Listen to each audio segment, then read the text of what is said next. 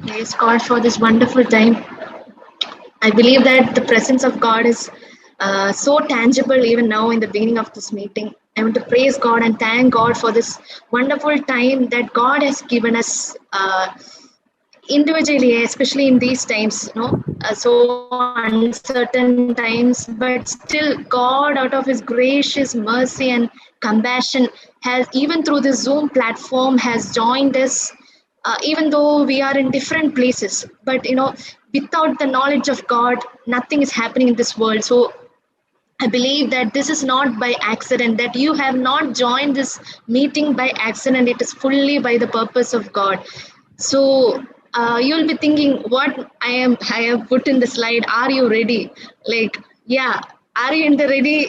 Are you ready in the sense you can add on in which way you are ready?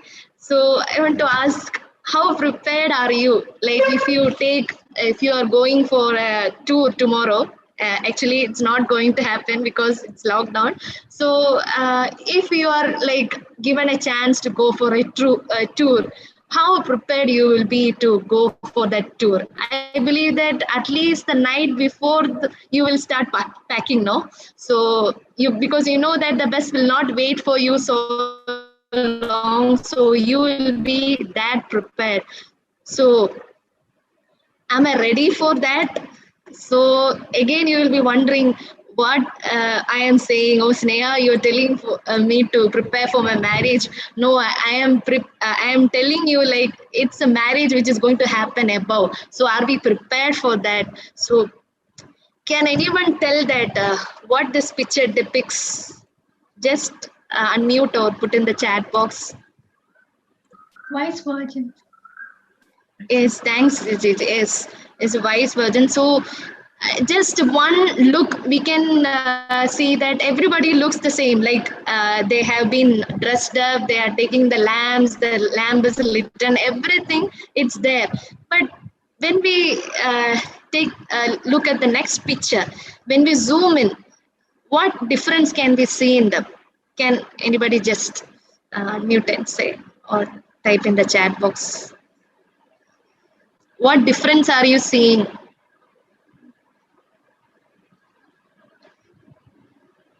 Some lamps are lit and some are dying. Yes, yes. Thanks, Roshni. Yes. There, like in the previous picture, we saw that everybody is the same, looks the same. They have prepared well. Everything is happening. But when you see the difference, when we zoom in their lives, and when we look more focus onto, we can see that some lights are still burning, lamps are still burning, but some are not. So as God was guiding me through this passage, the foolish ones took their lamps, but they did not take any oil with them. The wise ones, you have to see the words, took oil in jars. So that means a lot of quantity was there with them along with their lamps. So, and both of them, it's not like one only got tired, but both the set got drowsy, and they all 10 fell asleep. I don't know, maybe physically or they're maybe spiritually tired, or I don't know, but both, I mean, the both set was fallen asleep. So then they all heard the bridegroom's coming. So they all heard the voice saying, "Oh, come out to meet him." So then all the virgins woke up and trimmed their lamps. And we all know this, what the parable says. So I'm just focusing that, when the foolish virgins asked for oil from the wise virgins, they told them like, no, there may not be enough for both of us and you, so you go and buy from somewhere else. So the main thing I want to highlight is that therefore keep watch, because you do not know the day or the hour when God is coming. So God was reminding me that how much preparation we need, especially these days when all these things are happening right in front of our eyes, how careful we must be. The Holy Spirit will surely will guide us and help us. So I believe that God will help each one of us in these coming days. And what are the extra oil to prepare for the coming of Jesus? Like, this is just my points. You can add your own prayer, meditating on word of God, applying word of God in our lives, then fellowship, fasting, and daily sanctification through communion. So it is so important that our jar should be filled with extra oil. So you can add on to this. Hallelujah. So what are our, in our spiritual lamp, what is filled with it? What is the oil that is filled in our spiritual lamp? Can we look to ourselves? Which oil is like, is it a good oil? Like, what type of oil is in our spiritual lamp? So, or it is filled with all these works of the flesh, all these things that is so evident in this world. So I just put that because it was also a examination time for me also. So not that I am telling it to you only, but it is applicable to me also. So I want to just take this time, Lord, a moment of prayer. Lord, I want to submit myself, Lord Father Abba. Lord Father, we as a family, Lord Father, you have united us, Lord Father, to come together in your presence, Lord Father Abba. As we are going to worship you, Lord Father Abba, Lord, we pray that, Lord Father, you will cleanse us, Lord Father Abba. Lord, we may not have any oil within us, Lord Father, not even take any jar, Lord Father, Abba, only little oil, or maybe nothing, Lord Father, fully dry, Lord Father. Lord, as we are going to worship you, Lord Father, Lord, I pray, Lord Father, that you will fill our jars with oil, Lord Father, Abba. Lord, as you cleanse us, Lord Father, you cleanse us with your spirit, Lord Father, Abba. Lord, hallelujah, Lord Father. Lord, we pray in your name, Lord Father, Abba, that our anything, Lord Father, anything of the flesh, Lord Father, which is a hindrance for you, Lord Father, let it be broken, Lord Father. Let that chain be broken in the name of Jesus, Lord Father, Abba. Lord, I submit, Lord Father, everyone, especially those who are joined for the first time, Lord Father. Lord, I pray, Lord Father, Lord, as we worship you, Lord Father, your Holy Spirit will move mightily, Lord Father. Yes, Lord. Hallelujah. Hallelujah. Thank you, Lord. Thank you, Lord. Thank you, Jesus. Thank you, Jesus, Lord. Thank you, Lord. Thank you, Jesus. Hallelujah. So therefore, stay awake, and you know neither the day nor the hour, as the Lord says. So this is the verse which I want to highlight it. Now may the God of peace himself sanctify you completely, and may your whole spirit and soul and body be kept blameless at the coming of our Lord Jesus Christ. So it does not only include spirit and soul, but it also includes body. So we know that what our body is doing. No, maybe through phone, through laptop, through whatever things we are handling, what our eyes are looking, what our ears are hearing, what are we doing. So Lord is able to sanctify our spirit, our soul, our body, and to keep blameless at the coming of our Lord Jesus Christ. So I want to ask everyone, including me, to once again submit our hearts. Lord, cleanse me within, Lord Father Abba. Cleanse my spirit, my soul, my body, that I may be kept blameless when you come, Lord Father. Hallelujah. Hallelujah. Oh, thank you, Lord. Thank you, Father. This is one verse which God gave me in Psalms 24 verse 7. It says, Lift up your heads, O ye gates, and be ye lift up, ye everlasting doors, and the King of glory shall come in. Hallelujah. So I believe that as we are going to worship today, that King of glory shall come in our rooms. Hallelujah. Hallelujah. Can we sing this first song? Hallelujah. Welcome, Holy Spirit. We are in your presence. Fill us with your power. Live inside of me. Hallelujah. Hallelujah. Welcome, Holy Spirit. We are in your presence. Fill us with your power. Live inside of me. Welcome, Holy Spirit. We are in your presence. Fill us with your power. Live inside of me.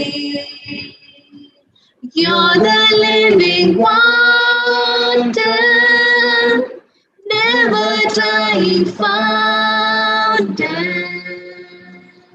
Comforter and counselor, take complete control.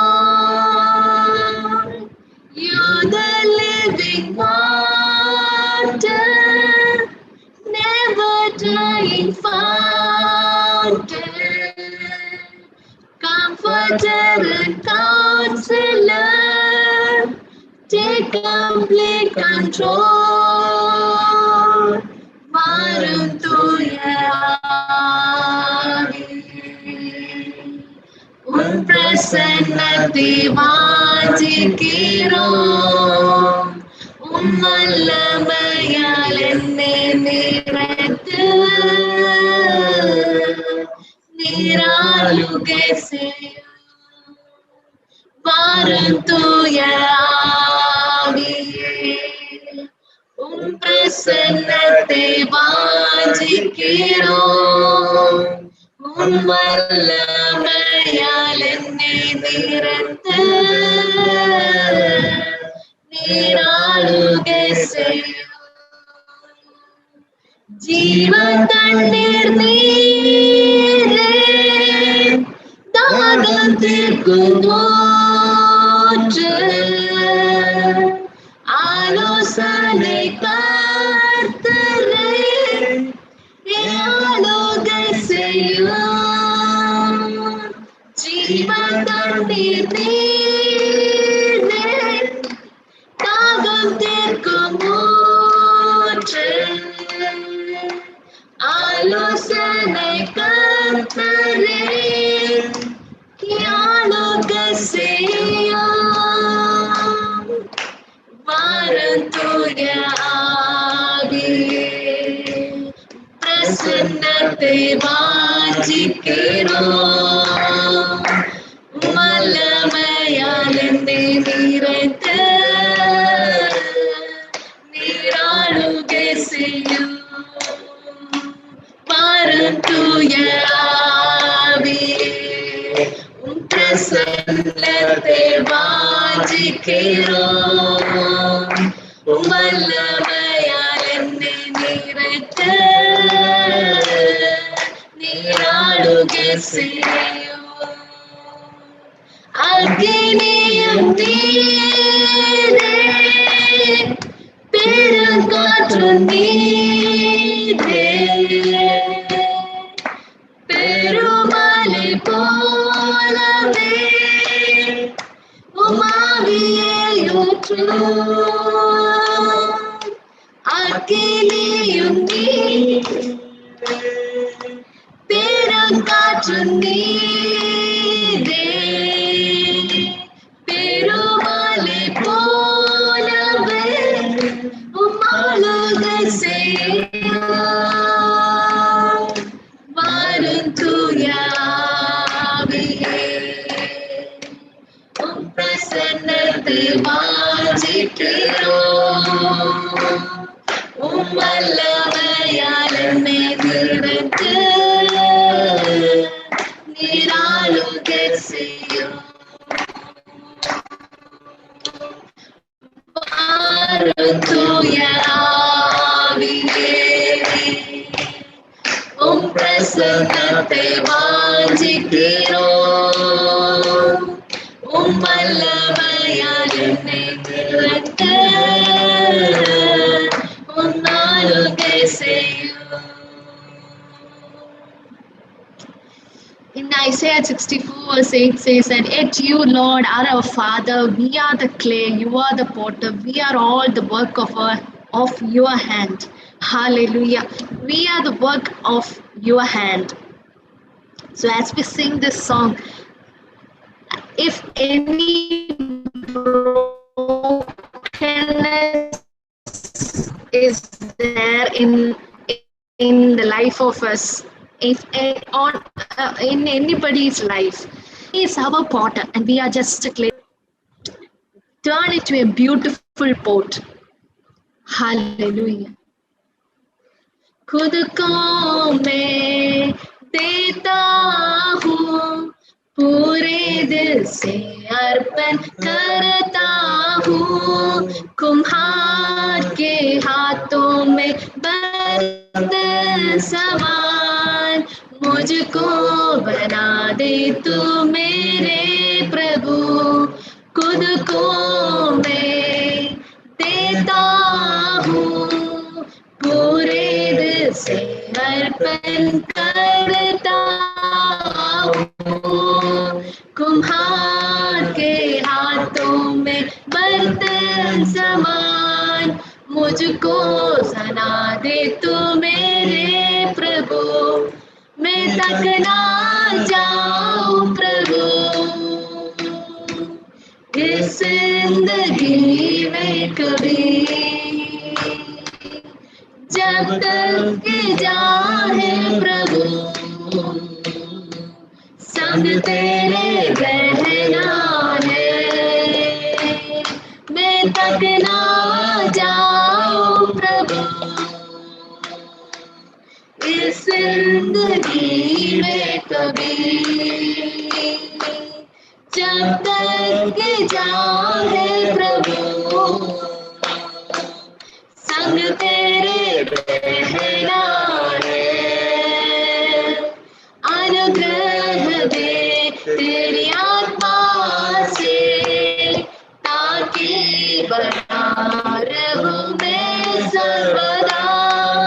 अनुग्रह दे तेरी आत्मा से, ताकि बना रहूं मैं सर्वदा। अपनी जानती है तूने यीशु में तेरा हूँ, पीछे ना हट जाऊं मैं, ऐसा दे सामत प्रभु। अपनी जानती है तूने यीशु में तेरा हूँ, पीछे ना हट जाऊं मैं, ऐसा दे सामत प्रभु। उद्धार की घोषणा करने सामर्थ मुझको तो भर दे प्रभु। उद्धार की घोषणा करने सामर्थ मुझको तो भर दे प्रभु। वचनों पर स्थिर रहूं मैं, यीशु तेरे आने तक तुझसे लिपटा रहूं मैं, यीशु तू काफी मुझे। वचनों पर स्थिर रहूं मैं, यीशु तुम्हें आने तक तुझसे लिपटा रहूं मैं, यीशु तू काफी मुझे। खुद को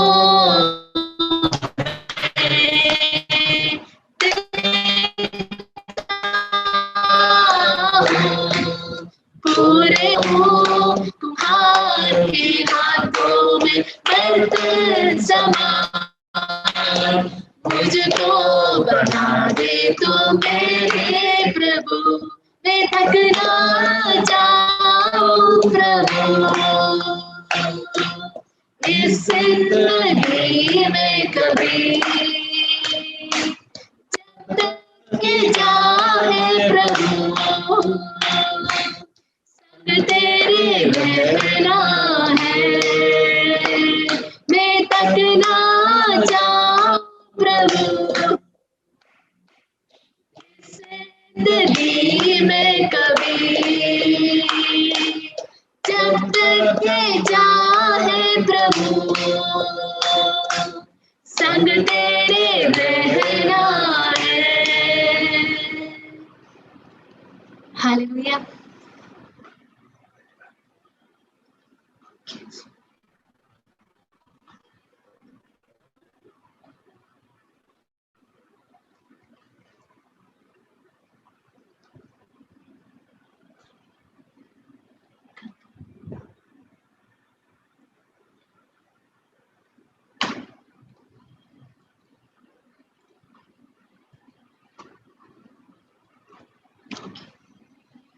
Hallelujah. So many times we may say that, I love God, I love Jesus. But the Lord is telling that love the Lord with you, love the Lord your God with all your heart, with all your soul, and with all your mind.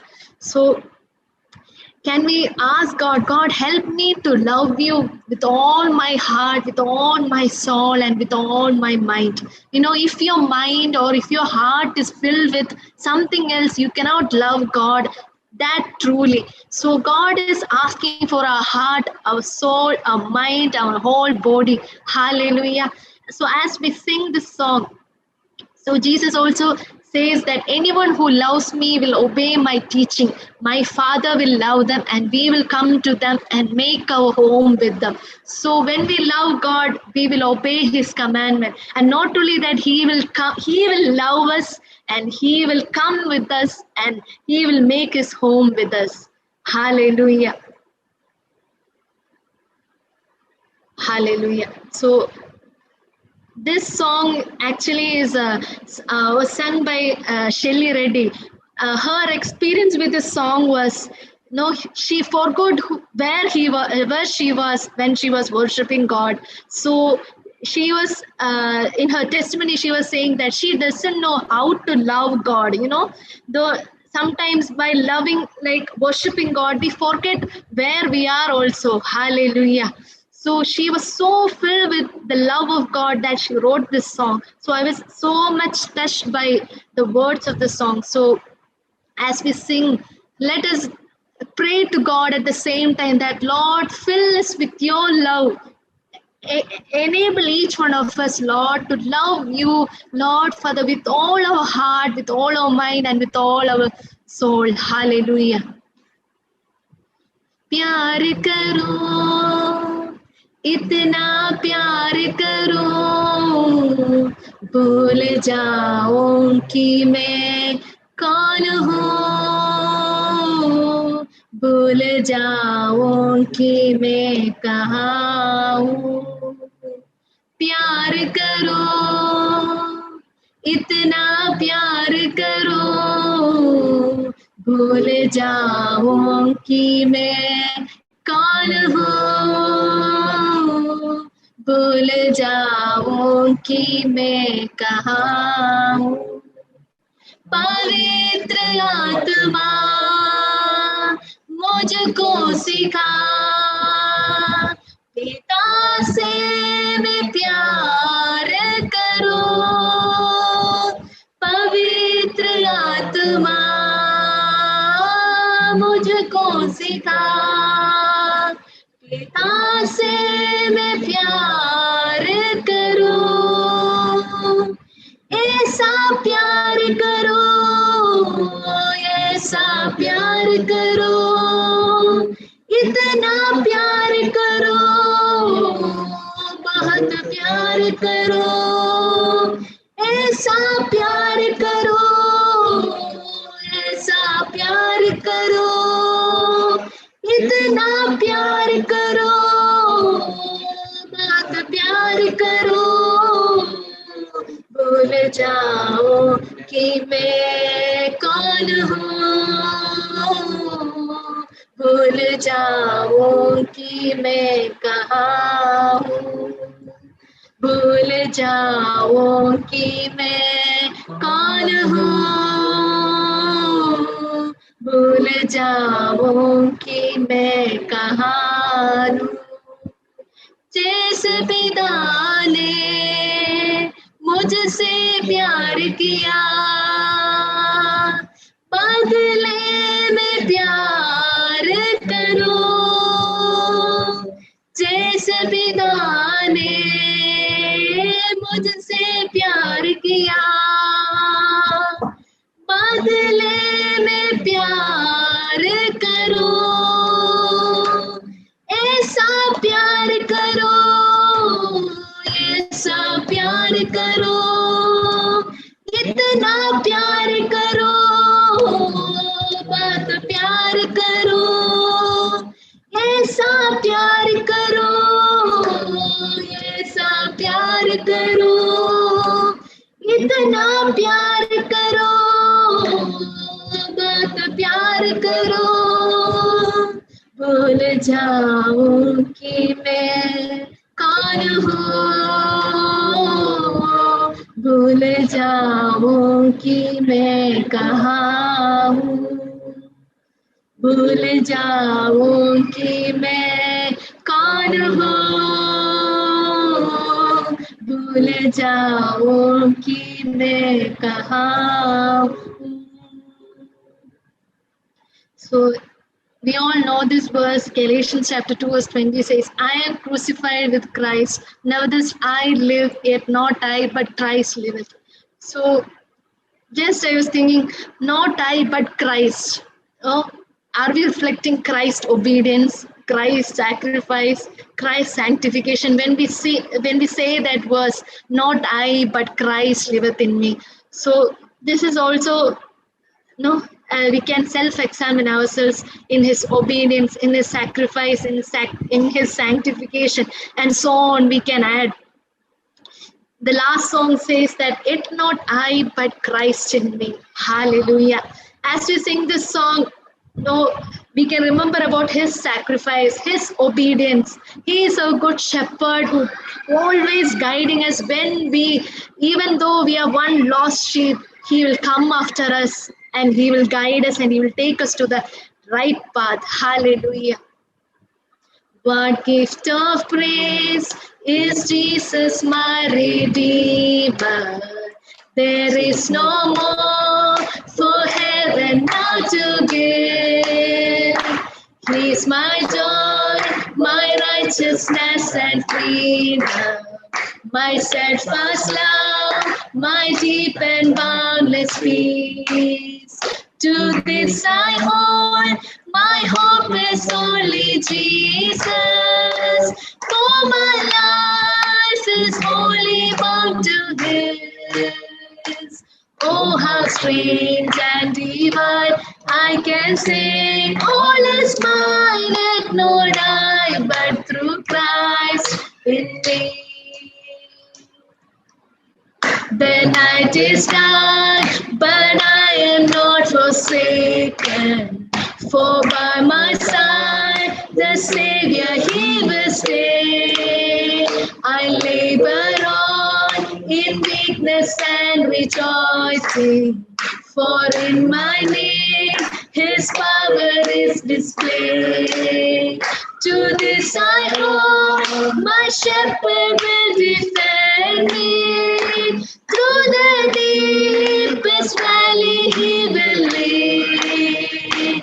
Oh, the night has been won, and I shall overcome, yet not I, but through Christ in me. Not faith I dread, I know I am forgiven. The future sure, the price it has been paid. For Jesus' blood has suffered for my pardon, and He was raised to overthrow the grave. To this I hold, my sin has been defeated. Jesus now and ever is my plea. All the chains are released, I I can say I am free, and not I, but through Christ in me. With every breath, I long to follow Jesus, for He has said that He will bring me home. And day by day, I know He will renew me until I stand with joy before the throne. To this I hold, my hope is only Jesus. All the glory ever want to give. When the race is complete, still my lips shall repeat that not I, but through Christ in me. When the race is complete, still my lips shall repeat it, not I, but through Christ in me. Yet not I, but through Christ in me. Yet not I, but through Christ in me. Hallelujah, hallelujah. Thank you, Lord. Thank you for this time of worship, oh God. Lord, even as we started off, Lord, in your word of exhortation, which says, come up to the mountain. Lord, today we are those foolish virgins. Some of us, in some areas, we are lacking and we are not prepared. And Lord, Father, today we want to come before your presence, oh God. Lord, we want to say that we need your Holy Spirit more than anything, Father. We want to be rooted in your word, Lord. We want to be filled, oh Lord, with your word and your spirit, oh God. That whatever we speak, oh Lord, that it will just bring glory to your name, oh Father. And Lord, we, Lord, come to a place of complete surrender, oh God. Father, we are open today. We open our senses. Lord, we want to sit before your presence, oh Lord. And now, Lord, we want to listen to your word, oh Father. Lord, when we listen to the word, let it not be just another sermon, but Lord, let this word be settled in our hearts, in our thoughts, in our minds, oh God. Let it be deeply rooted, oh Father, that Lord, everything that it has to remove and it has to shake away, it will remove, and only your word, oh Lord, will be, Lord, put in the soil of our hearts, oh God. Lord, we thank you for this wonderful time. We pray that every person who is joining today will receive the word with the same, Lord, heart or master.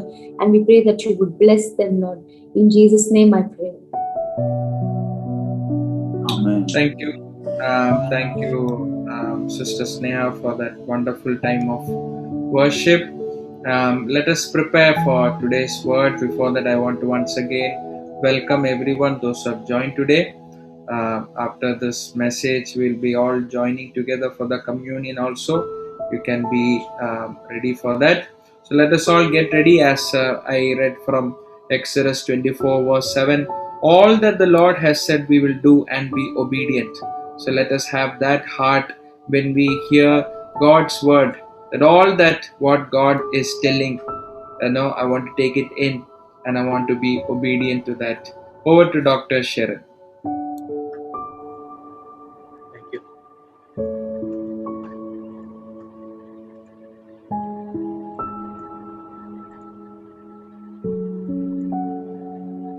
Praise the Lord. So you can see the first image, right? It is either His way or our way. As a small verse that I've put there, Psalms 24 verse 7, lift up your heads, your gates, and be lifted up, you ancient doors, that the King of glory may come in. So I will come back to that verse towards the end of the sermon.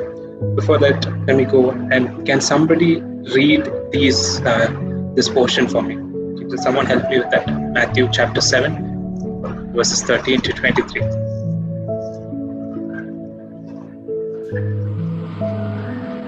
Enter by the narrow gate, for wide is the gate and broad is the way that leads to destruction, and there are many who go in by it. Because narrow is the gate and difficult is the way which leads to life, and there are few who find it. Beware of false prophets, who come to you in sheep's clothing, but inwardly they are ravenous wolves. You will know them by their fruits. Do men gather grapes from thorn bushes or figs from thistles? Even so, every good tree bears good fruit, but a bad tree bears bad fruit. A good tree cannot bear bad fruit, nor can a bad tree bear good fruit. Every tree that does not bear good fruit is cut down and thrown into the fire. Therefore, by their fruits you will know them. Not everyone who says to me, Lord, Lord, shall enter the kingdom of heaven, but he who does the will of my Father in heaven.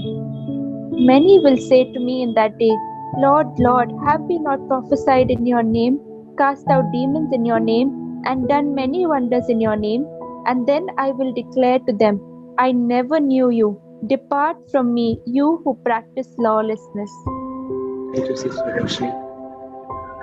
So, shall we bow our heads in prayer before we continue? Our Father in heaven, we thank you for this time that you've given us on this blessed evening where we can meditate on your word. Father, we open our hearts to you, Lord Jesus. We pray that you speak to me, to all those who are attending today, Lord. Let these words be a blessing for their lives and for their families and for the ways to be made, Lord Jesus. Let our dependence and sustenance be you, Jesus. Let our obedience be you, Jesus. You are our King, and in every that we give ourselves to you. Holy Spirit, guide us the way that we need to walk. And thank you for everything. So we pray in the name of Jesus Christ.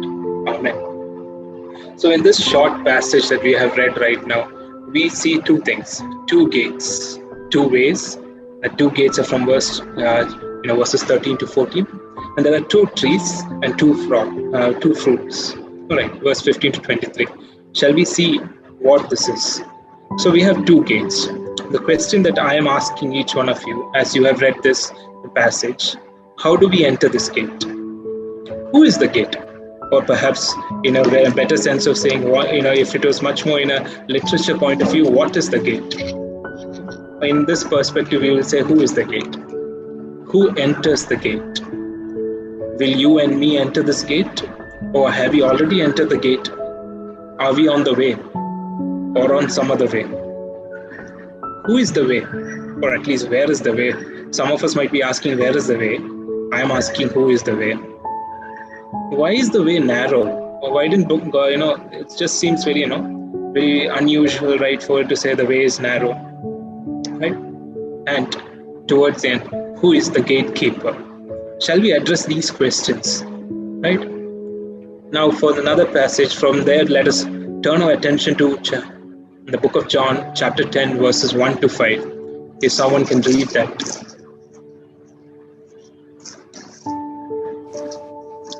Very truly I tell you, Pharisees, anyone who does not enter the sheep pen by the gate, but climbs in by some other way, is a thief and a robber. The one who enters by the gate is the shepherd of the sheep. The gatekeeper opens the gate for him, and the sheep listen to his voice. He calls his own sheep by name and leads them out. When he has brought out all his own, he goes on ahead of them, and the sheep follow him because they know his voice. But they will never follow a stranger. In fact, they will run away from him because they do not recognize a stranger's voice.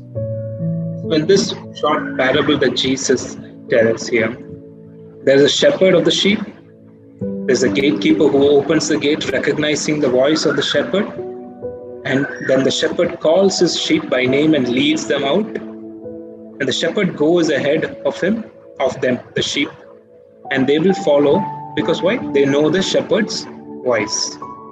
Shall we examine that? Let's continue on the same chapter, verse 7 to 18. Anyone can read that? So Jesus said to them again, Truly, truly, I say to you, I am the door of the sheep. All who came before me are thieves and robbers, but the sheep did not hear them. I am the door. If anyone enters through me, he will be saved, and will go in and out and find pasture. The thief comes only to steal and kill and destroy. I came that they may have life and have it abundantly. Thank you. So here, Till 18, right? yeah, till 18. I am the good shepherd. The good shepherd lays down his life for the sheep. He who has hired hand and not a shepherd, who is not the owner of the sheep, sees the wolf coming and leaves the sheep and flees. And the wolf snatches them and scatters them. He flees because he is a hired hand and is not concerned about the sheep. I am the good shepherd, and I know my own, and my own know me. Even as the Father knows me, and I know the Father, and I lay down my life for the sheep. I have other sheep which are not of this fold. I must bring them also, and they will hear my voice, and they will become one flock with one shepherd. For this reason the Father loves me, because I lay down my life so that I may take it again. No one has taken it away from me, but I lay it down on my own initiative. I have authority to lay it down, and I have authority to take it up again. This commandment I received from my Father. This is a very good explanation for a very small parable that Jesus has told his disciples. Very powerful. Here Jesus tells something very simple and so profound and so deep that many of us miss it in the first chance that we read it. And it answers the one question, who is the gate? Okay, or if I was to ask, where is the gate? The gate is Jesus. If you're going to find the gate, you're going to find only the gate in Jesus. You're not going to find the gate anywhere else in the world. You may find the door to your college campus, you may find the door to your house, but if the gate of Jesus is not there, you have entered somewhere else. The gate is in your heart, because he has come and dwelt inside you, right? So whoever enters, now this is an open invitation. It is not that, this small parable says it's an open invitation. Anybody who enters through him will be saved. It is not that a specific chosen number of people. It is not that anyone, whoever chooses to believe and have faith in Christ who enters will be saved. And they will find pasture. And Jesus is the good shepherd. Isaiah 43:1 says that, fear not, for I have redeemed you. I have summoned you by name. You are mine. So he knows you by name. Remember, here it's a wonderful thing where it actually says that Jesus calls to his sheep, or the shepherd calls to his sheep, and he knows them by name. So imagine if the shepherd has 100 sheep, he would have named all the sheep. If you know any shepherds, you can actually ask them. They will be able to recognize each and every one of the sheep that they have. It is a very funny thing. But they will be able to find each and every one sheep that there's in that particular flock they have. They'll say that one is fatter than this one has a small blemish this side, so I'll call him Blackie, and this one is spotty, and this one is shorty, and this one is taller, this is fatter. So I know he knows and Jesus knows each one of us sitting here, and those who are not here also, each one of us according to each characteristics. Even he knows your innermost heart. Do you know him? That is a question right now, right? Do you know he's the gate? Have you entered that gate, right?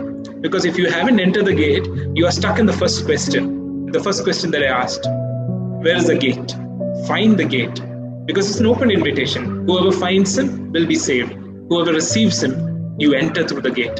And he has the authority to forgive you, for which he has the authority to lay down his life.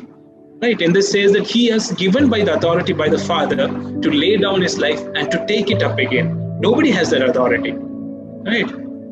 You may right now argue with me saying that I can take my own life. True, very true, you can do that. But can you take it back again? Do you have that authority? Have you ever seen any person do that? Commit suicide and then next day come walk out of the mortuary, say that, hey, look at that, it was a fun experience. No, you don't have that right. Nobody has that. Nobody can just pass away and say that I will come back. You don't. The shepherd says, with authority, says, I have the authority. And the authority is given to me by the Father. So he knows you by name. So this answers the simple question as where is the gate or who is the gate? Right?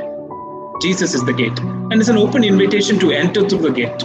Anyone who believes in him, that he is the Savior sent to you to forgive your sins and to redeem you from the world, you have an open invitation to enter through that gate. But many of us miss that gate. You see the gate and you go right next to it. You just, somehow you manage to skip the gate. Now that you have entered the gate by God's grace, are you on the way? Are you really on the way, or are you somewhere else? Now you'll be surprised, sometimes you can ask this question, haven't I traveled towards the gate? Right? Is it that way? Or is it another way? We should go back to the chapter of Matthew in this to see that one thing. When you have read Matthew chapter 7, you can read this again. All right, let's read that again. I'll read this. Enter by the narrow gate, for the gate is wide and the way is easy that leads to destruction, and those who enter it are by many. Let's read verse 14. For the gate is narrow and the way is hard that leads to life. So you enter the gate, then your journey starts. Right? Till then you were not in any journey, you are wandering. You're wandering, where is it? You are seeking, you found it, you found the gate, and by God's grace and the grace provided, you are able to enter that gate. Now the way. Now you have two ways. Now which way are you on?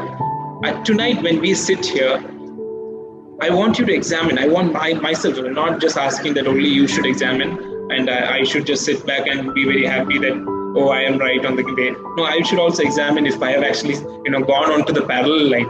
Sometimes we might think the next narrow lane to the real line is the parallel line and we will go onto it. And after some time it will be broader. Just that we will just go on another way. But that's kind of it. John 14:6-7, Jesus said to him, I am the way, the truth and life. No one comes to the Father except through me. Right? You want to know Father? You want to know the Father God? You want to know the Creator of the world? You want to know the one who's said in the beginning of Genesis, let there be light? You need to go through Jesus. You want to enter the pasture land? You need to go through Jesus. Just as the parable says, the shepherd, the gatekeeper opens the door and he leads them into the pasture. The pasture signifies the abundant life that is in Christ Jesus, that is provided to us, when we have. So Jesus is the way. If you had known me, you would have known my Father also. And from now on, you know him and have seen him. Or are you on the way? If Jesus is the door, he is the way. Right? He is the one holding your hand and leading you on the way. Do not leave his hand at whatever cost. Acts 4:12 says this, and there is salvation in no one else, for there is no other name under heaven given among men by which we must be saved. So there is no other way other than Christ. Christ himself is the door, is the gate through which you enter, and he leads you. Now here's the thing. In John chapter 10, when Jesus says, he says the shepherd goes before and they follow, and the sheep follow. So Jesus has gone before. It's not like he's just standing and he's pushing you forward. No, he's gone before the way. On the way, he has already traveled. He's not asking you to go on a way that nobody else has gone. He has already traveled on that way, on that road that none tread. He has already tread. You just have to see the footsteps that has gone forward and walk in. But how is the question that you also, if he's the way, how do I follow that way? Is a very important thing that you should be aware of. What guides you on that way? Christ has given us somebody for that. He in the book of John itself, he promises someone that he says that will help you to walk, to remind you of the ways that Jesus has done, to remind you the ways that Jesus has done for you. Christ has provided a helper for us, right? If you remind ourselves, Christ has provided us a comforter, a spirit of truth, to give us a reminder to walk on the way, who gently nudges us, provides us a go this way, do not go into the other direction. Christ says further here, but narrow is the way, but small is the gate, and narrow the road that leads to life, and only a few find it. Which way are you on right now? Are you on the narrow road? Are you feeling it? Or are you on the broad road? Which way are you right now? Let's go on. When sometimes, people can say that, just because Christ has said is a narrow way, it is not a selection. It is not that there's a select group of people who has to always walk. God has not rated us on some scale of acceptability and only allowed a select few to enter his presence. Okay? And in order to support that, I'll show you a verse, Matthew 7:7-8. Ask, and it will be given to you. Seek, and you will find. Knock, and it will be open to you. For everyone who asks receives, and the one who seeks finds. And to the one who knocks, it will be open. It's an open invitation again, so anybody can come. Okay, it is not a select few people. It is not that only some people sitting in some corner of the world who has somehow great revelations, which is beyond our understanding, are going to enter that gate. No, it is for anybody. Christ says it is for anybody who is willing to seek, who is willing to find, who is willing to knock, You do these things, it will be open to you and you can enter the gate. And through that you enter the road, a narrow way. Now it's very important to understand why it is a narrow way. It is very important to say that how would we understand what is the importance of this narrow? Is it just that Christ was giving a metaphorical thing, or it's just another road that we find on the road and we just find it that nobody is going on that road or something? No, it's not like that. We have to understand the significance. So it is important that we do not have this thought process saying that only it is for select few, but it is for anybody who is willing to accept Christ as their Savior, and anybody who is willing to enter into the door that Christ has opened for them, and anybody willing to be led by the Holy Spirit to walk in the road that the Christ leads them by. So for this we need to know, following Jesus requires few things. It needs to crucify our flesh.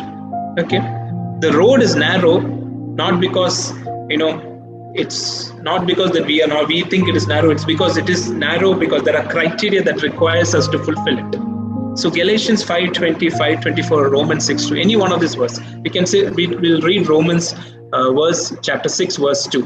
Anyone can read this.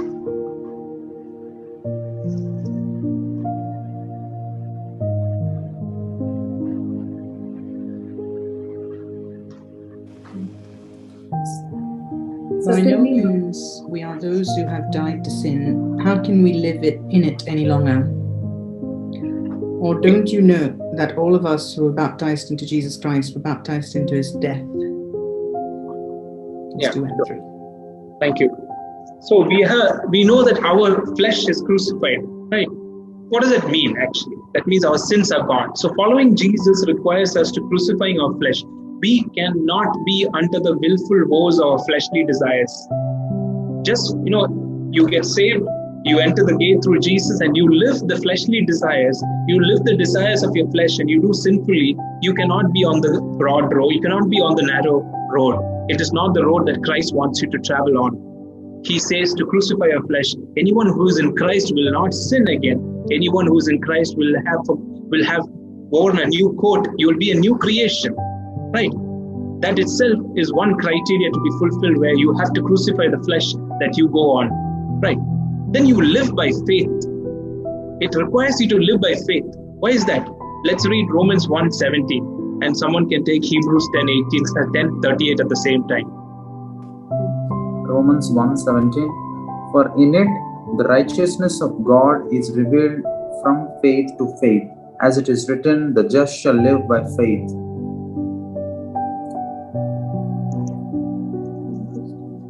Hebrews 10 verse 38. But my righteous one shall live by faith, and if he shrinks back, my soul has no pleasure in him. Yes. So it's faith by faith. We live by faith, and the righteousness live by faith. And it's a blind faith. Okay.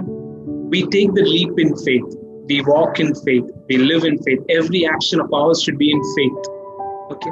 It's not that we say, God will say sometimes tomorrow morning, you wake up and he says, go down this road. There's a person there. You need to speak to that person. Have you ever met that person? No, you've not met that person. Do you know who that person is? No, you do not know that person. Right? I'll give you a good example. Ananias was told by God himself, Lord, they said, go and meet this man who is sitting in this particular room and he's praying. And Ananias asked, who is he? He said, Lord, it's Paul. And it says Saul actually. Then Ananias said, you want me to really go? He's a person who stoned Stephen to death. There's a fear in that, At the same time, the Lord says, go, I will show you what he has to do. There's a faith, there's an obedience. He was willing to take that step and go and walk into a person who he would have never met, who he was running from, because Saul was persecuting all the Christians in that time, right? But the disciple of Jesus decided to listen to the voice of the Holy Spirit through Jesus, who has told him to say, go and talk to Paul, pray to him, and I will show him what he has to suffer for my name. There's a great deal of faith there required. Paul walks his entire journey in faith.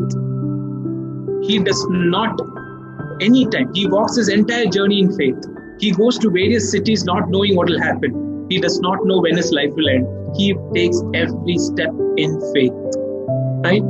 He denies himself. That is what he is, crucifying his flesh. And because he lived in faith, we have a book of Romans, book of Corinthians, Revelations after Revelations. John, the disciple, he lived in faith. He was put in Patmos, and there God revealed revelation to him. There's faith. Okay, he was persevering and then enduring trials with Christ-like patience. Let us read James chapter 1, verse 2 to 3. Consider it pure joy, my brothers and sisters, whenever you face trials of many kinds, because you know that the testing of your faith produces perseverance. So this verse, my brethren, count it all joy when you fall into temptations, knowing this is a trying your worth, working patience. Here, I'll give you a wonderful thing that you can actually understand. If you remember in the Gospel of Matthew, after Jesus Christ was baptized by John the Baptist, he would go into the desert, right? He will go into the wilderness, right? And you know all about the temptation. Now, can anyone unmute and tell me how he went and who asked him to go into the wilderness? Sorry, Roshni. Holy Spirit? Yes, he was led by the Holy Spirit. And if you read the next few things, why was he led into the wilderness? Was he led into the wilderness to do something specifically? Shall we take that verse? Shall we take that? Anyone willing to very quickly take? Yeah, Luke chapter 4, verse 1. Yeah. Jesus, full of the Holy Spirit, returned from Jordan and was led around by the Spirit in the wilderness for 40 days, being tempted by the devil. Yeah. So what is that? What was the Spirit doing? Then Jesus was led of the Spirit into the wilderness to be tempted of the devil. Right. So what was the Holy Spirit doing there? He led Jesus into the wilderness to be tempted. Right. So temptations are also a form where you need to be perseverant. And Jesus persevered for 40 days and 40 nights. Even though there are only 3 temptations, we do not know what all are the things that the devil would have done that time. It is not needed to be mentioned because these 3 things are the most important things that was there to be mentioned. But he was led. And sometimes the trials and temptations that come in any Christian who walks into the gate and is willing to crucify your flesh on the cross, to say no to your fleshly desires, to say that no, I will live the way Christ wants me to do. I will obey the scriptures. I will go the way the scriptures want. And you live by take faith. You live and obey the word of God. Then there will be trials. There will be temptations. There will be challenges. But then you need to endure it with a Christ-like patience, just like how Christ led by the Holy Spirit into the wilderness to be tempted, because that will give you a greater amount of faith. That will give you a greater amount of anointing. That will fill your jar with greater amount of anointing, because the Holy Spirit gives you much more that needed. You think Christ did not himself just walk into the wilderness. He was just led. He was saying that I will listen to the voice of the Holy Spirit to be tempted. He knew he was going to be tempted.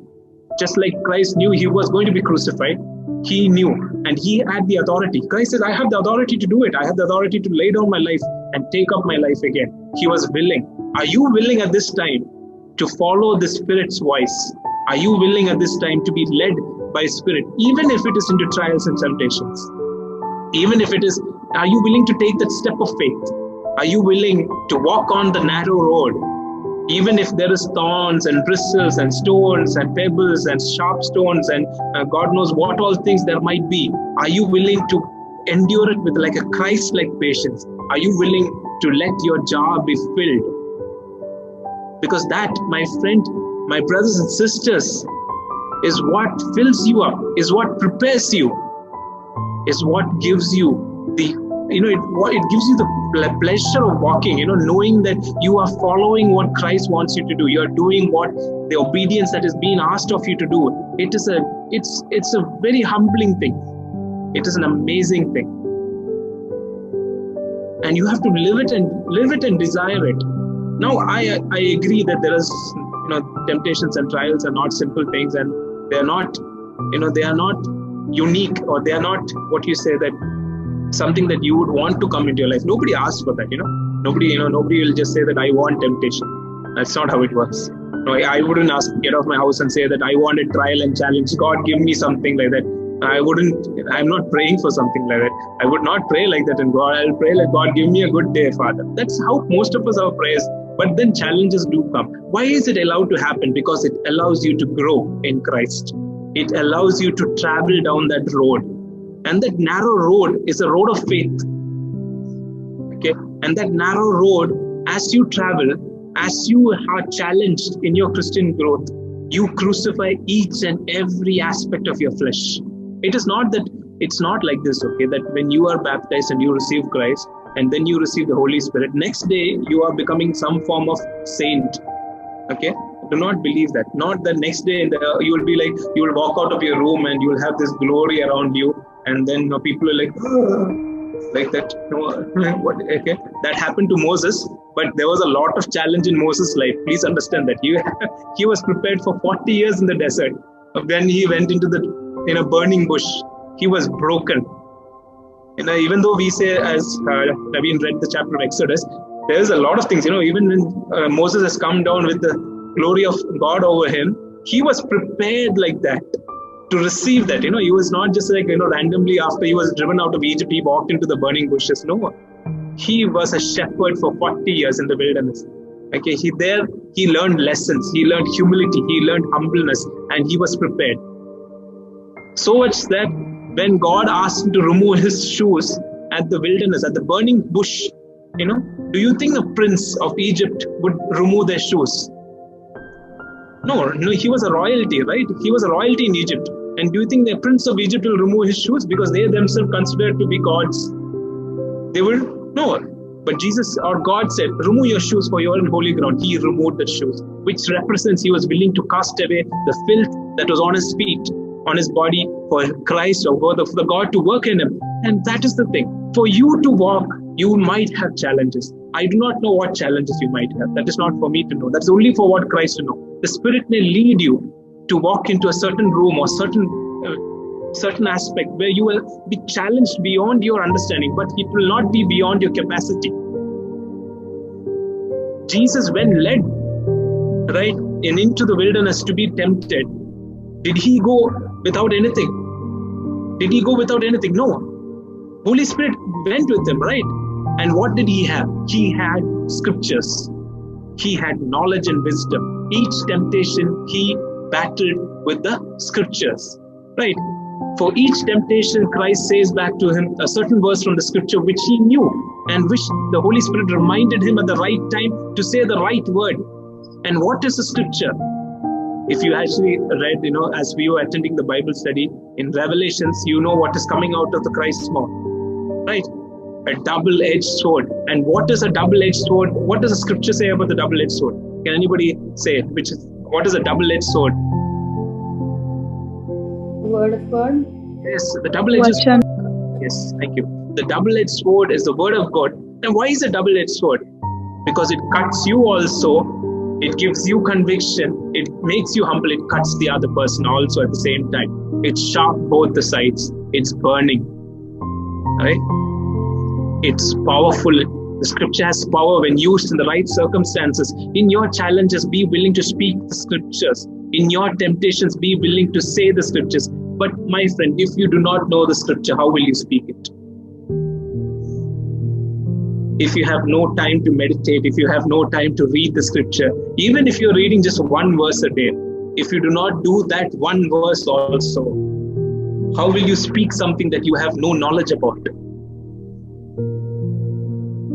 You should have some amount of unction, right? Like when the Holy Spirit reminds, go to James, and you have like, there is a book of James. That will be even Holy Spirit to say, yes, there is a book of James. You don't want that conversation to happen. No, like, oh, Holy Spirit, I didn't know there was a book of James. Or if somebody says, go to my book of Malachi, like, oh my God, what is that? It will be worse if Holy Spirit says, go book of Matthew, and you'll be surprised. Oh, there was Matthew also. I thought there were only 3 Gospels. Then the Holy Spirit will be like, I don't know what to do here. That sort of situations do not create. But read the scripture. The meditation of the scripture is very important because it gives you the one aspect of the armada that is necessary for you to face the trials and temptations. Even reading the scripture allows you to live by faith because it has promises, right? It has promises. On your narrow journey, when you are traveling that road as a wayfaring stranger, as nobody is there at right hand except Christ and the Holy Spirit leading you, you need to live by faith. And each step that you take crucifies each desire, worldly aspect. That we will see what are the worldly aspects and what are to be, crucified on the cross. And sometimes we might be surprised what are not there on the cross, and we are still carrying it around like small children. Okay, we like it sometimes. We like our sins sometimes. It's very funny and it's very sad sometimes to say that some of us like the sins that we do. Right? And it's very difficult. So that is what this is. Now let us go to the last statement: living a lifestyle separate from the world.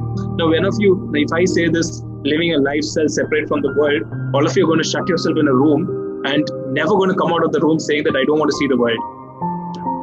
Now, that is a very bad idea. You're not going to get food. Nobody's going to give you food. You're going to starve to death. And probably you will get bored also after some time. The lockdown has actually not helped you in a lot of ways. It's not social isolation. Okay, social distancing. There's a difference of isolation and distancing. That's different. That's done to the worst of the criminals in the judicial systems where they put them in isolation. You are forgiven of your sins. Do not bring yourself and shut yourself from the world. All right. But what does it mean? What does it mean living a lifestyle separate from the world? It means that you are in the world at the same time not of the world. You live not by the voice of the world, but by the voice of the Holy Spirit. Last week, Brother Justin had said that how to live by the voice of the Holy Spirit, how to be led by this Holy Spirit. The Holy Spirit is the voice of God. Okay, He tells you. He does not give you things. He does not say things that random stuff. He tells you exactly what is said from above. He brings it verbatim. Okay, he tells you the scripture. He reminds you of who Christ is.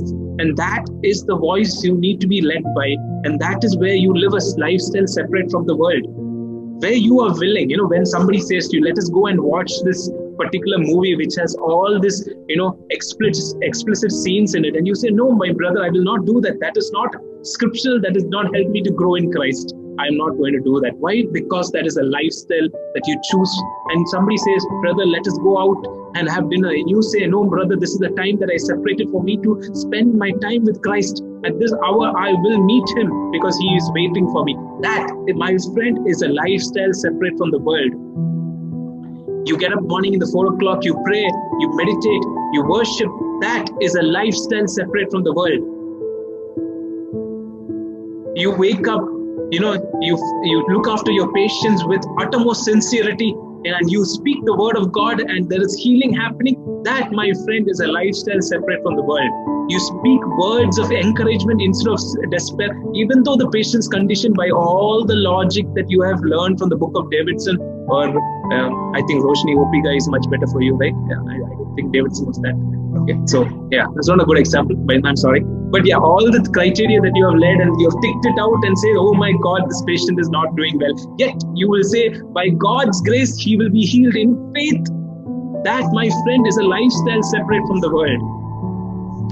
Are you having a lifestyle separate from the world, or are you allowing, a mixture of biblical and the world? Are you having this, this sambar sort of life, where you have no idea which direction you are in, but sometime on the narrow road, and then suddenly there's a small road, you go into the broad, and then come back on the narrow road, go into the broad? Are you trying to run from an elephant?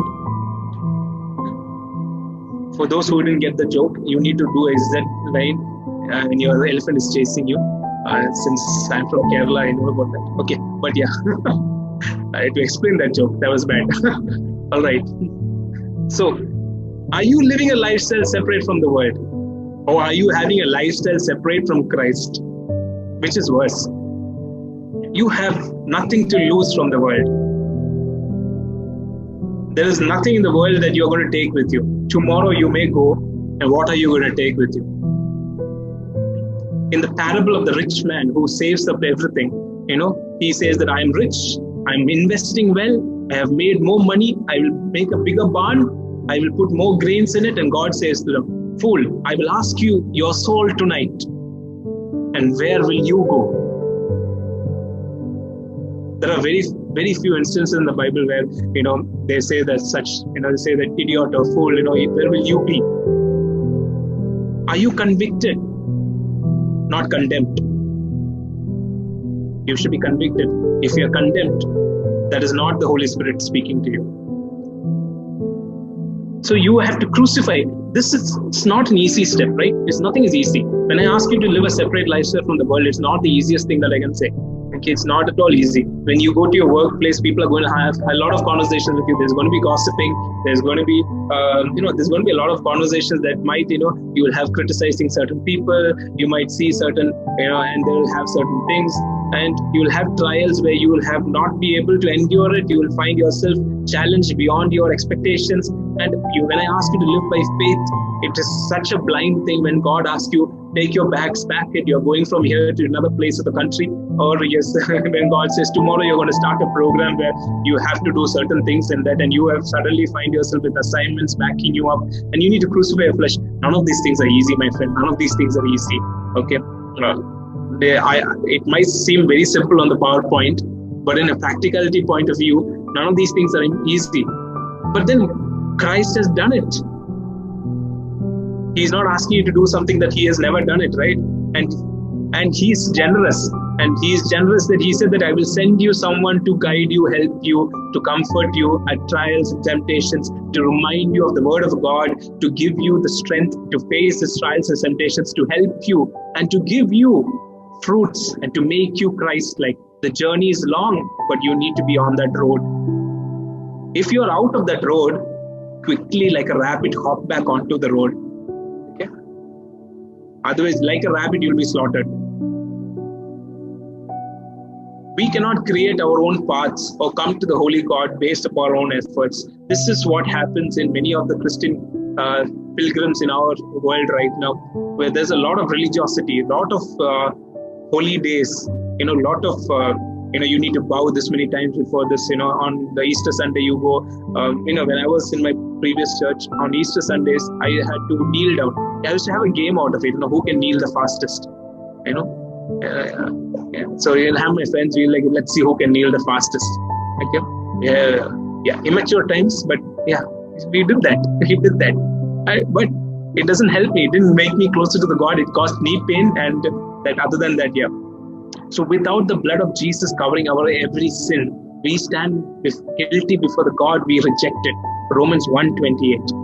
Luke 9:23. And he said to all, if anyone would come after me, let him deny himself. So I'm asking you to deny yourself. Deny your fleshly desires. Okay? Deny your world, deny your lifestyle of the world. Endure your things, to live by faith. You have to take up the cross daily, not once in a year, not on Christmas and Easter, not on Saturdays when Bethel Fellowship meets up. Okay, that is not how it works. Not on Sundays, daily, and follow him. Why am I saying? Why is Luke 9:23 saying follow him? Because the shepherd has gone already. And what is causing you to follow him? His voice. Let's go on. Jeremiah 29:13. You will seek me. Who will you seek? Christ, and find him. When you seek me with all your heart. Are you seeking with your heart? All your heart. No man can come to me except the Father which had sent me draw him. I will raise him up until the last day. Christ is faithful for you till your last day. There is none that understand. There is none that seek after God. So you have entered the gate. Good. Congratulations. Which way are you on now?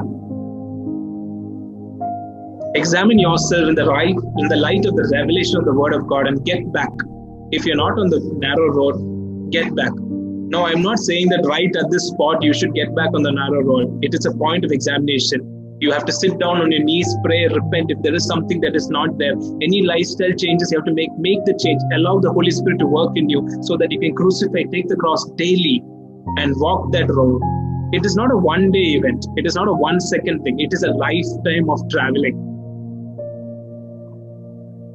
If anybody who knows Pastor M. Paulos would know that his road was not an easy road. And I would not say further more than that, because that is, you want to know his testimony, you should ask him himself, but he is back at home. And you can read about it, you can see his testimony. But that is a road that we are all called to travel on. Sometimes it's not easy. Now, it doesn't mean that if because you're country specific, it has to be you're in India, you'll suffer more, you're in America, you'll suffer less. No, it's not like that. Okay? It's not like that. Your challenges are different for different people. And what it is not something for me to define. But in everything, in the Word of God, you have to get back on that road and travel it. Now let's talk about the gatekeeper. I will not say much. The topic of gatekeeper is big. Mark 18:34. There are three primary roles for a gatekeeper. He protects the Lord's house. Okay. He keeps the Lord's people on the right path. That is in Ezekiel 33:7. And he keeps watch for the master's return. All right. In Mark 13:34, for the Son of Man is as a man taking a far journey. Okay. Jesus has gone for a journey, who left his house and gave authority to his servants and to every man his work, and commanded the porter to watch. So there's a gatekeeper who's watching and waiting. Okay. He will not open the gate till he hears the master's voice. So if you are the gatekeeper, how will you open the gate if you don't know the master's voice? And if you are not the gatekeeper, how are you? And then you need to watch for the master's return. Each one of us will be given a choice of being a gatekeeper, a watchman, right? And we watch for the Lord's return. And we watch and ask people to come back on the right path. And we protect the Lord's house. In your context, for you to make it a simple, this is the Lord's house. And He dwells inside. And you have to protect this house. But for you, another thing, you have three gatekeepers, and the most important one is highlighted in yellow. Your conscience is a gatekeeper, but your conscience can be affected by the world. The fear of the Lord is an important gatekeeper, and the most important, the Holy Spirit is most important. This is your gatekeeper of your heart. Proverbs 16:6, through the fear of the Lord, evil is avoided. The Spirit desires sanctification, right? That is what helps our heart to give. When you have sinned, that is a voice, and the Lord, and He's in our heart, and He's saying to us, no, that's the wrong way. Don't do that. Don't do that. If you have heard that voice, very good. If you have not heard that voice, you are not listening, or you're very saintly. I don't know, whichever you can take. Giving us the power to repel sin. When temptation comes knocking at our gate, the Holy Spirit nudges. Have you actually had that experience? I have had that experience. When I have had temptations, the Holy Spirit saying, oh, my son, your eyes are going somewhere that I don't like. Turn your eyes. Go this side. And slightly he will be like, oh, what is wrong with you? It's like, have you seen horses? They have this, the racing horses have this blinds kept on the side, because they should have a tunnel vision, look straight. Okay. Unfortunately, I cannot prescribe something for Christians. So, I cannot ask you to wear blinds, So, but Holy Spirit gives you that. He nudges you. And sometimes you do some weird stuff, and you take decisions that are very dangerous. And Holy Spirit like, what are you doing? Don't do all this stuff. Okay. I've heard this wonderful testimony. Okay. Wonderful testimony in the book God on Mute by Peter Gregg. Okay. Where his wife, when undergoing brain surgery, the neurosurgeon, was actually going to cut and excise a vein which was dead on the MRI. Now, majority of your doctors, so you would get this idea. So he had already decided before the surgery that I will remove this vein because it is dead.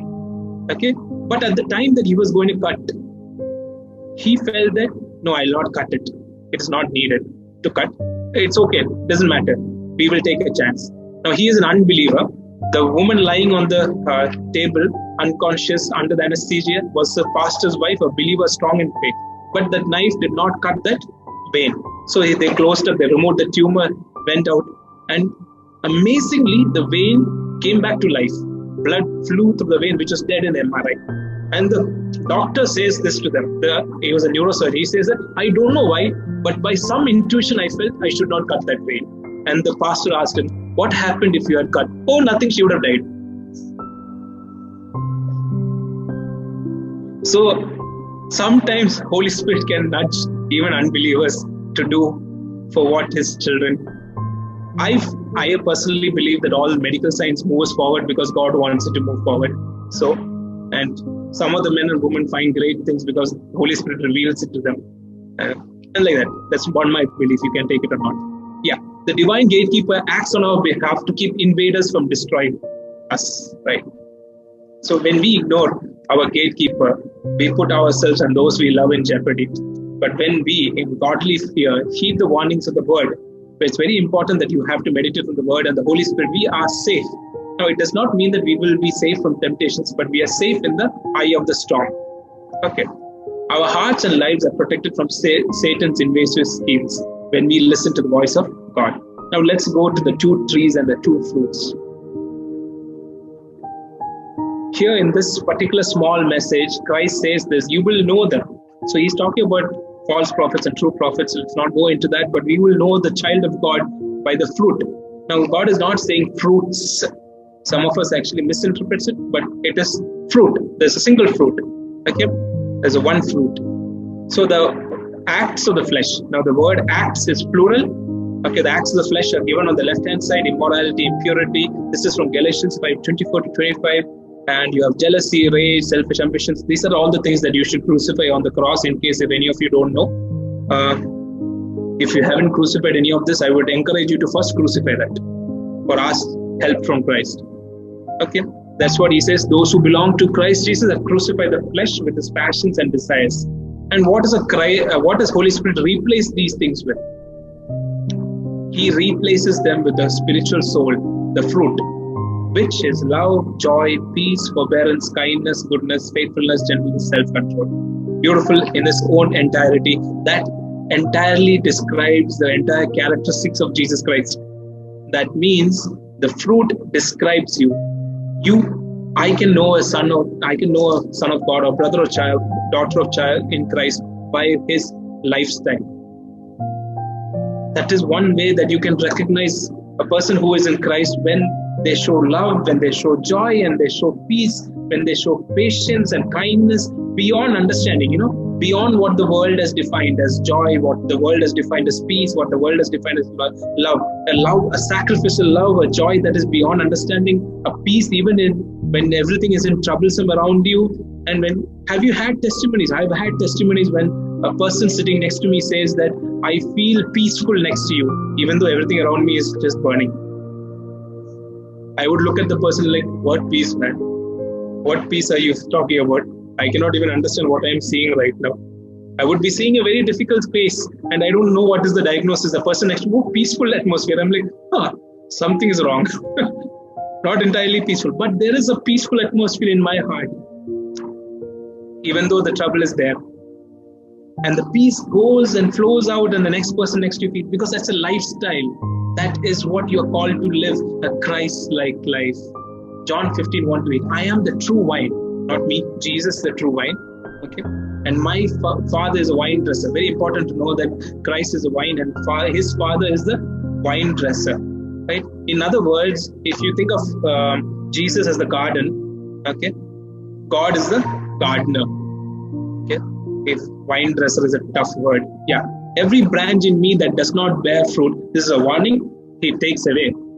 And every branch that bears fruit, he prunes. Now remember this, when I talked about the fruit of Holy Spirit in your life, it does not mean that tomorrow onwards you will be the most goodest person in the world. Okay, it does not mean that you will not have sadness. It does not mean that you will not feel sorrow. You will have joy, but you will grow.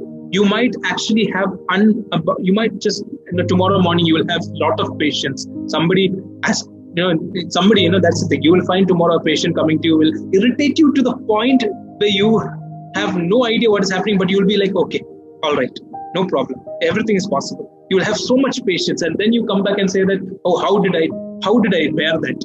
But that is the first step. That is how it works. When you produce one of the aspects of the fruit, God starts pruning things in your life. Okay, and so that you may bear more of the fruit. So it's more of it. You start. But if you don't bear anything, you're not willing to sacrifice and crucify the desires, then you have a warning. Okay?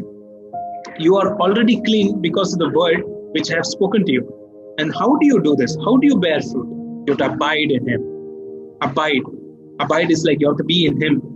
And he has to be in you.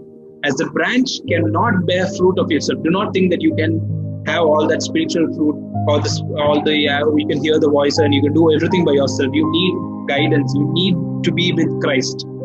Unless you abide in him, you cannot do it. And he is the vine, and you are the branches. He who abides in me, I in him, bears much fruit, for without him, you cannot do anything. So you need him. Go to verse 7. If you abide in me, and my words abide in you, and you will ask whatever you desire, it shall be done for you. And what is the greatest thing? By doing this, Father is glorified, that you bear much fruit, so you will be his disciples. You're called to be his disciples, from sonship into disciples. One of the primary purposes is Holy Spirit is coming into Christians to change that life.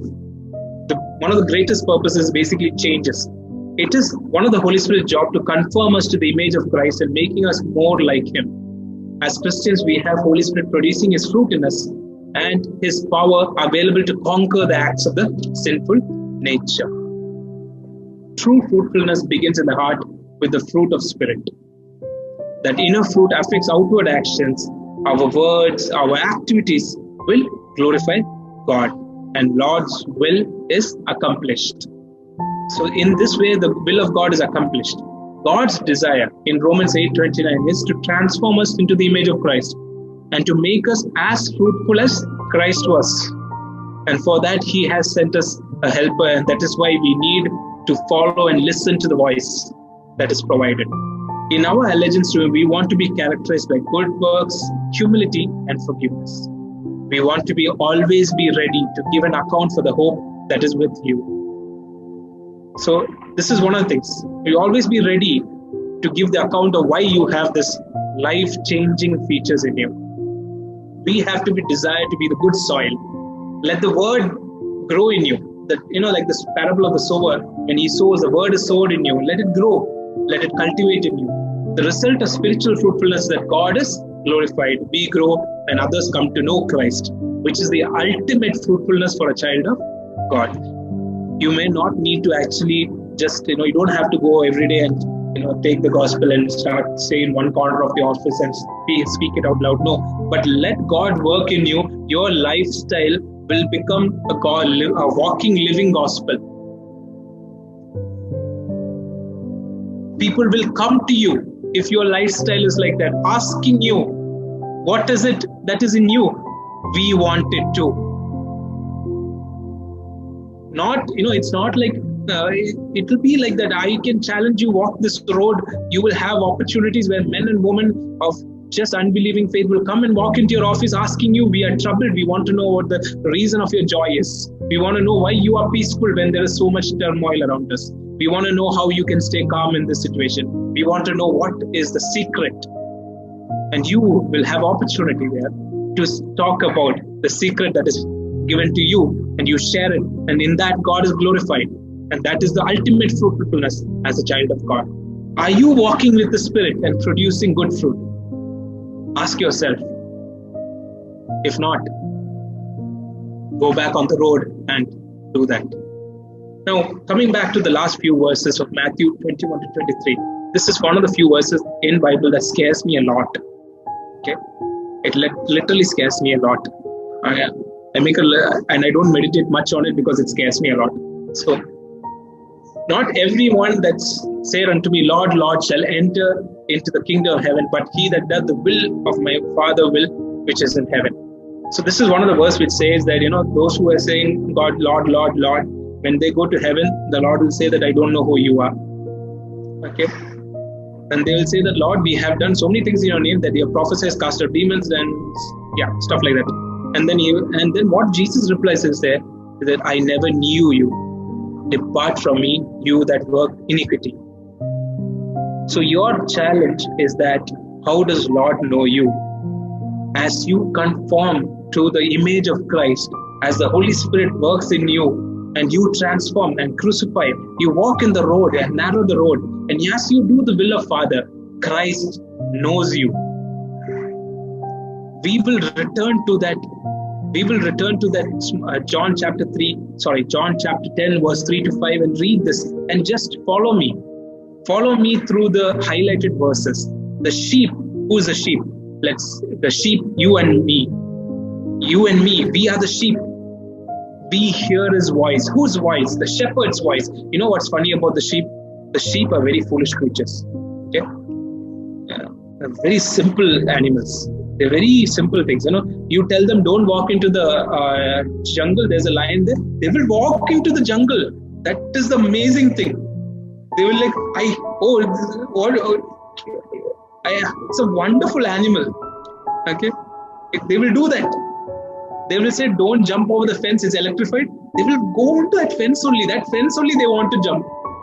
It's like us only, God says, God says, Adam and Eve, don't eat that fruit. Oh, that fruit only you want. 99 fruits you don't want, but one fruit that, no, but 99 is like, it's like all the jackfruits are in front of you, but in between the jackfruit, there is one amla, but you want the amla, but not the jackfruit.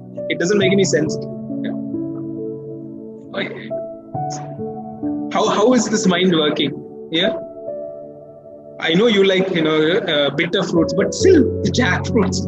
Still, okay, fine. Going on. All right. And the sheep hear his voice. When you have tuned your ears and your heart to the voice of the Lord, you hear the voice of God. You have to hear the voice of God. And the voice of God it's not necessary that the voice of God will be like, my son, get up from your bed. No, not like that. That is not how it works. I don't know how people get this. The voice of God is here in my hands. Okay. And the voice of God can be a very gentle voice saying that don't walk off that road right now. Park your car to the left. Or just stop your car right now. Or it can be a very gentle voice. You do not have the auditory capacity to hear the real voice of the God. Okay, that is not how it works. We cannot bear that voice. It's loud. It's like thunder. So he speaks in a still voice. He comes to our level. We do not go to his level. That is not how it works. But the sheep hear his voice. And the next statement is, he calls his own sheep by name. So he knows all of you by name. He knows Roshni, he knows your name. Awesome, right? Think about that. So many people in the world and he knows your name. Okay. And not just that, imagine the amount of animals, bacteria, viruses, and still he knows all our names individually. So, and he has extra one new virus this year also to learn the name of, and still he knows our name. Okay. And then he leads them out. Okay. He leads them out. Yeah, my wife is laughing. So he leads them out. So Jesus leads them out. From where? Where is he leading them out? He's leading them out of the world. He's leading them out of situations that are bad. He's leading them out. He's guiding. And and this is verse 4, he says, when he puts forth all his own, and when he brings all his sheep together, he goes first. And the sheep follow him because they know his voice. You follow Christ not because of your own intelligence or wisdom, because you know his voice. Remember this. Humble yourself. You can do this. I've seen these amazing testimonies of some people, in the pastures of Israel or pastures of Jordan, where there are actual shepherds still working. Okay, people have actually worn the shepherd's clothes, worn everything, and they will go and call the sheep. The sheep will look at this man like he's an alien. They will look at this person, and think, who is this person wearing my master's clothes? They will not even look at him. They will just look at this person and say that, oh, there's more tasty things here. I'm not going to follow this person who is wearing the same clothes as my master, smells like my master. But the master comes and he calls them he calls the sheep, and the sheep run to the shepherd because they know his voice. No matter how much the world sugarcoats and wears whatever clothes they come, if you know the master's voice, you will never get deceived. You will never follow the will of the world, the will of the devil, because you know the master's voice, and the master's voice is unique. The sheep know the master's voice. They will not follow a stranger. And Jesus says this, I am a good shepherd. He is a good shepherd. You have any doubt? No, there's no doubt. Because why? And Father knows me. Father knows Jesus, and I know the Father. So you do the will of Christ. You do what the voice of his master is telling you. Follow and go into the pasture, and he will lead you whatever direction you may. You are doing the will of God, and Christ has laid down his life for his sheep. And the last verse 27, my sheep hear my voice, and I know them and they follow me. Do you know, I want to imagine that Jesus told this parable with pride, like saying, my sheep, know my voice, and I know them and they follow me. Not a bad sort of pride, a pride of saying that my children will do what I tell them to do. Just like how God put his faith in Job, saying that you test him.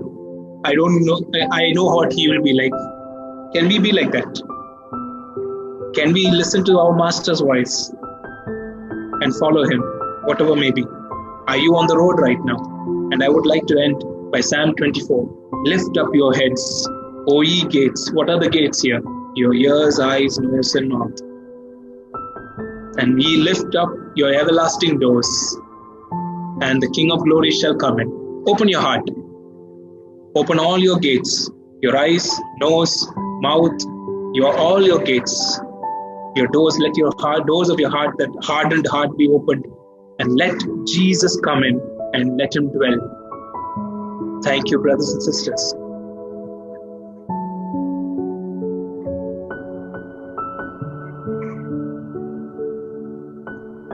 Over to Naveen.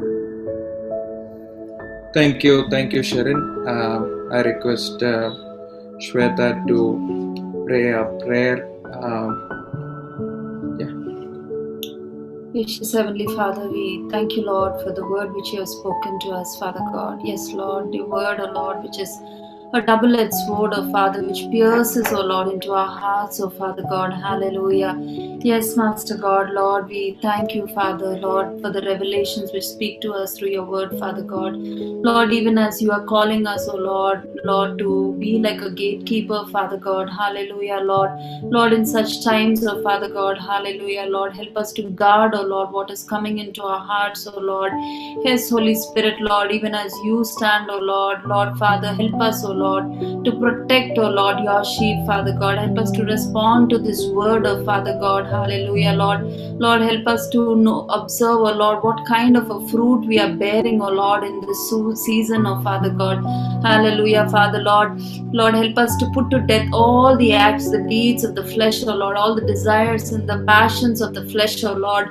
Yes, Lord, Holy Spirit, as you lead us every day, Father God, Lord, even when temptations comes across our path, O Father, Lord, help us, Lord, like Jesus, O Lord, just like you, Father, to be full of the Holy Spirit, O Father. Only, O Lord, when we are full of the Holy Spirit, O Father God, in the fullness of the Spirit, O Father, and by the power of your word, O Lord, that we can overcome every trial and temptation, O Father God. Hallelujah, Lord, in this coming week, O Father, we pray, Lord, that each one of us, O Father, will be, Lord, we will be able to bear fruit, O Lord, and we would be counted worthy, Father. Yes, Father God, we commit this time into your hands, Lord. Lord, even as we prepare ourselves, O Father, to partake, O Lord, in the Lord's table, Father. We want to take this time, O Father, to examine our hearts, O Lord. Hallelujah. Thank you, Lord, in the light of the word which has been shared, O Father. Lord, have I chosen, O Lord, to walk in the narrow way? Yes, Lord, narrow is the way that leads to life, broad is the way that leads to destruction. Lord, only some find that way, and very few walk in it, Father. Am I among that very few who has walked in that narrow path, oh Father? Hallelujah, Lord. Lord, I cannot walk in this narrow path, oh Father, without your grace, oh Lord. Lord, many times, oh Lord, I want to confess, oh Lord, before the table of communion, oh Father God. Lord, many times I wander away aimlessly, Father God. Lord, I get distracted by so many things, oh Father. Lord, we carry so many worries in our heart, oh Lord. Oh Lord, as we come to the table of communion, oh Father, Lord, we want to align our hearts, oh Lord. We want to submit ourselves to you, Father God. Hallelujah, Lord. Lord, we pray, Lord, that you would cleanse us, Father. Hallelujah, Father God. Lord, cleanse me from within, oh Father. Lord, remove anything, Lord, which is not pleasing in your sight, oh Lord, in my life, oh Lord. Remove everything, Father, Lord, that I may stand right with you. We thank you for the blood, oh Lord. We thank you for the bread of life, oh Father. Thank you, Jesus. Thank you, Father. In Jesus' name we ask and pray. Amen.